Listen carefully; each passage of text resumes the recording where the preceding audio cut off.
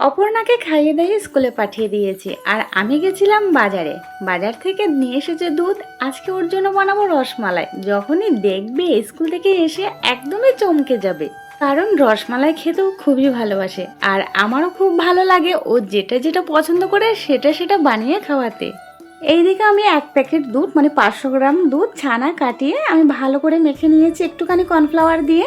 এবার ছোট ছোট বল করে নেব, নিয়ে এবার এদিকে চিনির শিরাটা করে নেব।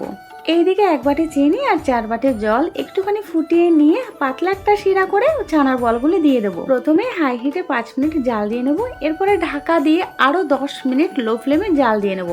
এরপর যখন ছানার বলগুলো ফুলে একদম বড় বড় হয়ে যাবে, গ্যাসটাকে বন্ধ করে এদিকে আমি মালাইটা করে নেব। এইদিকে 500 গ্রাম দুধ আমি একটু ঘন করে জাল দিয়ে নিয়েছি, একটু ফুটকালে একটু চিনি আর একটা এলাচ দিয়েছি। একটু ফুটিয়ে নিয়ে আমি রসগোল্লাগুলোকে দিয়ে দেবো। দিয়ে কিছুক্ষণ নাড়াচাড়া করে গ্যাসটা বন্ধ করে প্রথম 10 মিনিট ঢেকে রাখবো। তারপরে ফ্রিজে আধা ঘন্টা রেখে ফ্রিজ থেকে বের করে ঠান্ডা ঠান্ডা রসমালাই মহারানীকে দিয়ে দিলাম। আর মহারানীতে দেখে একদম অবাক।